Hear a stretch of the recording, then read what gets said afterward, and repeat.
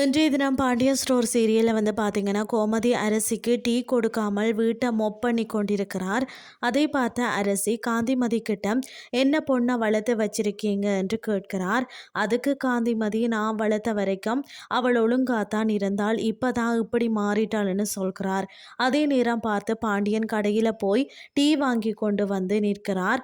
பிறகு அந்த டீயை பாண்டியன் அரசிக்கும் காந்திமதிக்கும் கொடுத்து தானும் குடிக்கிறார். அதை தொடர்ந்து ஊருக்குள்ள சாப்பாட்டுக்கு 100 கடை திறந்து வச்சிருக்கிறாங்க. எனக்கு பசிக்கிறப்ப அங்கே போய் வாங்கி சாப்பிடுவேன் என்று சொல்கிறார்.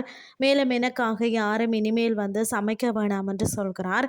அதை கேட்ட கோமதி கோவப்படுகிறார். அதனை அடுத்து கதிர் கோமதியை பார்த்து உன்னோட அருமையான சாப்பாட்டை விட்டுட்டு போகணும் என்று அவரோட தலையில எழுதியிருந்தால் அதுக்கு யார் என்ன பண்ண முடியும்னு சொல்லி கேட்கிறார்.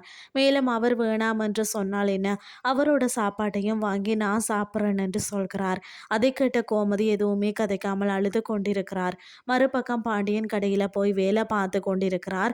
அந்த நேரம் பார்த்து பழனியும் அங்கே நிற்கிறார். பிறகு சரவணன் பழனியை பார்த்த உடனே கடையை கொஞ்ச நேரம் பாருங்க, நான் கோவிலுக்கு போயிட்டு வரேன் என்று சொல்லிட்டு கிளம்புகிறார். அதை தொடர்ந்து சரவணன் கோவிலில் வீட்டில் நடந்த பிரச்சனை எல்லாம் அஞ்சலி கிட்ட சொல்கிறார்.